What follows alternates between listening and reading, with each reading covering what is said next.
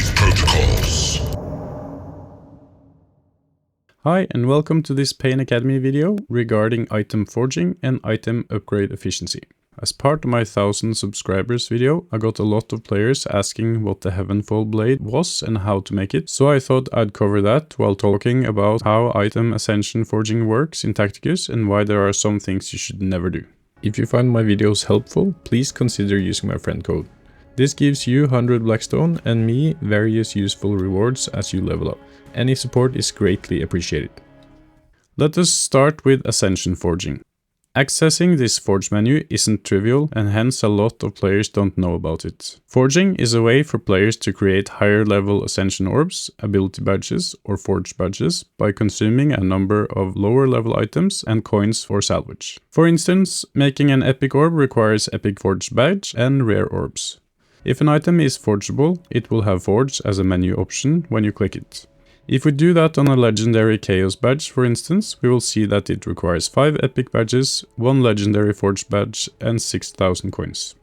A lot of players don't know about this function, but at the same time most players don't have the excess resources to spend on forging, so it's not a big loss. Even I, who have played for 3 years and have a lot more resources than most, have never found it worth it to spend resources on forging. I have guildmates that disagree, however, so use it as you please. What about orbs, you say? They are even more expensive. To make a legendary orb, it costs 10 epic orbs and 20,000 coins. That's absurd to me and something you should probably never do. Next, let's continue with item forging, as this will eventually lead us to the Heavenfall Blade. As you might know, there are 5 categories of items. There are crit items, crit booster items, block booster items, and defensive items, where the first 2 item types affect your character's offensive capabilities and the latter 3 affect their defensive capabilities. Within each of those categories, there are also different types of items, like crit items with different crit chance and damage, as well as items that can only be equipped by certain factions. Like characters, all items also have a rarity. All items have a level cap determined by its rarity. The cap for its rarity is shown in this table. To level an item within its current rarity, you can upgrade it by using salvage and coins. Your absolute best source of salvage is to reclaim items you don't use, but if you have, say, more than 3000 Archaeotech available, you can also consider buying salvage from the Rogue Trader shop. One way to get items you don't use is to buy the items in the shop for coins if you can afford them. These are good value purchases in my opinion. If you try to upgrade an item you don't have enough salvage for, you get the option to go to the Reclaim Items menu. You can also access it by clicking the green plus next to your salvage inventory on the item tab. You then choose all items you are willing to sacrifice and gain the salvage shown in the tooltip. If you don't want to reclaim all of one type of an item, use the slider to determine the number you want to reclaim. It is not possible to reclaim an item equipped to a character, so you have to unequip it first. You gain an amount of salvage based on the rarity of your reclaimed item. If you reclaim an item that you have upgraded to a higher level, you will gain the salvage amount of the item plus regain everything you invested in upgrading that item, both coins and salvage. Hence, you never need to worry about investing in an item unless you never want to reclaim that item into salvage for some reason. When an item is maxed out at its current rarity, you get the option to ascend it. Ascending it will give you a level 1 item of the next higher rarity, and it costs coins, salvage and a forge badge of the rarity you are ascending the item to. Thus, ascending a rare item to epic uses an epic forge badge, for instance. What does this mean? It means that Ascension costs a lot. Not only do you spend resources on the Ascension itself, but you also lose all the coins and salvage you invested on the previous rarity. This means that if you reclaim the ascended item, the coins and salvage you invested in upgrading the item at the previous rarity is not returned to you. Not only that, the stats for a level 1 item of a higher rarity are always lower than the ones for a maxed item of a lower rarity, so you are paying a huge cost, getting a worse item in return just for the privilege of getting to sink even more resources into it to get where you were before. The only advantage is that the higher rarities have higher ceilings when you level them. Let me just emphasize how bad of a deal it is to ascend items using an example. Assume that you have a level 9 epic crit gun and want to ascend it to legendary. Your epic item has 600 crit damage. The cost of ascending from epic to legendary is 400 salvage, 10,000 coins, and 1 legendary forge badge. This gets you a level 1 legendary item with 340 crit damage. To get it up to the same damage as before, you have to upgrade the legendary item to level 4, where your crit damage is 596. This will cost you 1,950 salvage plus 18,000 coins. In total, 2,350 salvage and 28,000 coins and a legendary forge badge to get 4 crit damage less than your level 9 crit item. So what did you gain? Only a higher crit damage ceiling. But it doesn't end there. By ascending, you also lose everything you invested in upgrading your epic item from level 1 to 9. The cost of that was 1,860 salvage plus 13,000 coins. Thus, in total, it would cost you a whopping 4,210 salvage, 41,000 coins, and a legendary forge badge to get your item from epic level 1 to legendary level 4. That's extremely bad.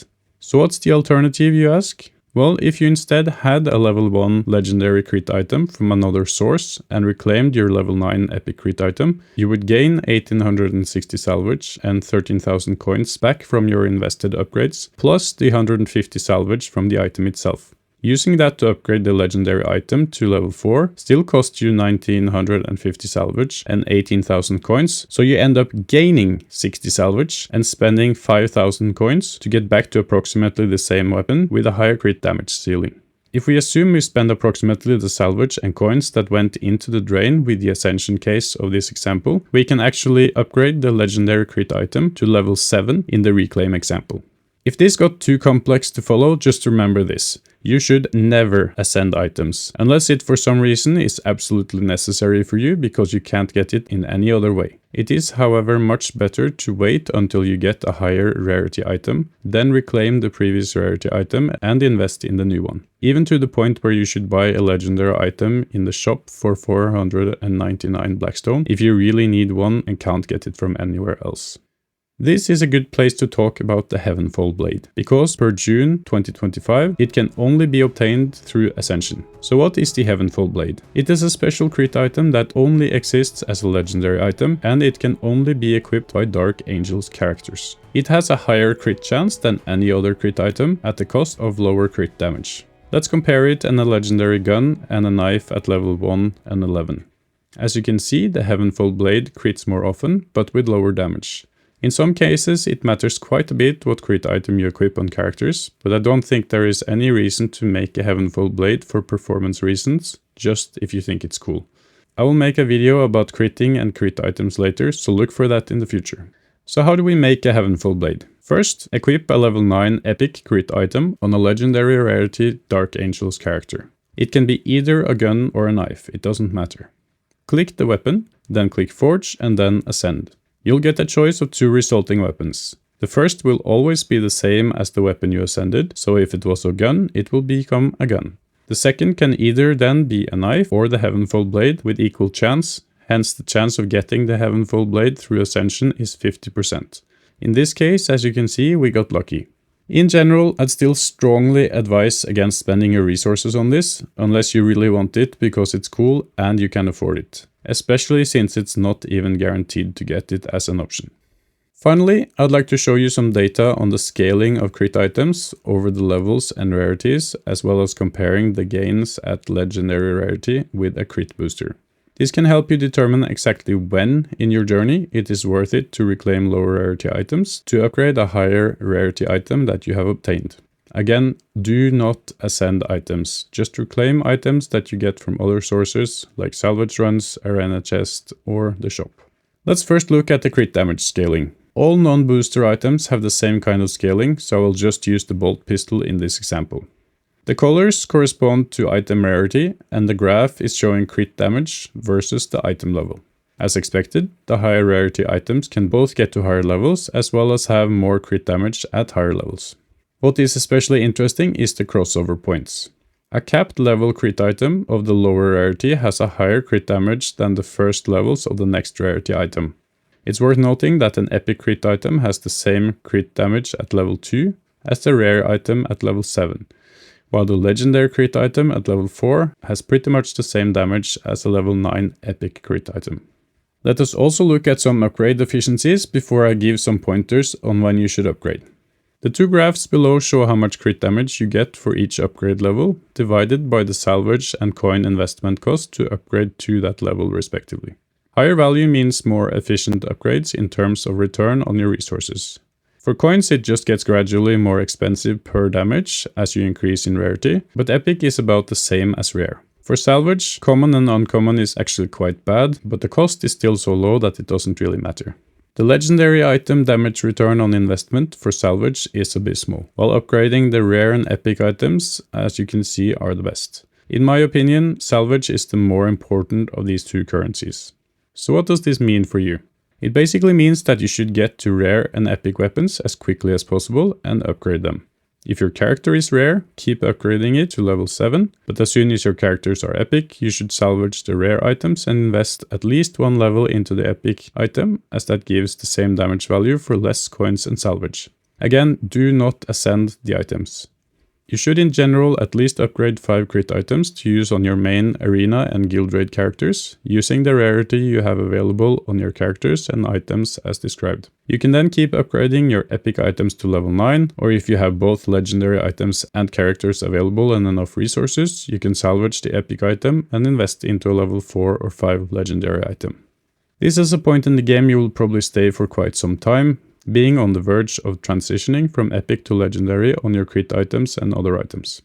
Upgrading an item beyond level 5 is a significant resource drain. There are some characters like Ragnar that benefit so much from high level crit items that it is worth it, but you still need to have the resources to do so. So what about crit boosters? For rare and epic I probably wouldn't bother to upgrade them, just leave it at level 1. The following is therefore an endgame discussion. Let us compare the damage gain per resource investment of a legendary crit item and crit booster. Note that the trend of the graphs are pretty much identical for both salvage and coins, so I'm only showing one graph for the salvage one. As seen on the graph, upgrading the crit item gives a higher yield until it is level 5. Upgrading it to level 6 is the same return as upgrading the booster to level 2, but since upgrading the booster to level 3 or 4 is better than upgrading the crit item to level 6, that's what you should do. Taking the booster to level 5 is about the same value as taking the crit item to level 9, and taking the booster to level 6 is worse value than anything on the crit item. Hence a recommended upgrade sequence, assuming you actually want to get both to level 11, is the following. I'd argue that taking a crit booster above level 5 isn't really necessary, and there are a lot more valuable things to spend that salvage on. I only have one level 11 booster myself, equipped on Exeter Row, and I didn't upgrade that until more than 2.5 years into the game. Hopefully this has provided you with some insight into upgrading and ascending items, and what to do and what not to do in particular. If you're interested in joining a very active community, where you can grow and learn at your own pace, I suggest joining me in the Pants of Horus guild cluster. We have guilds that will take players at all power and experience levels, and regardless if you want to play competitive or casual. Check out our Discord linked in the QR code at the end of the video.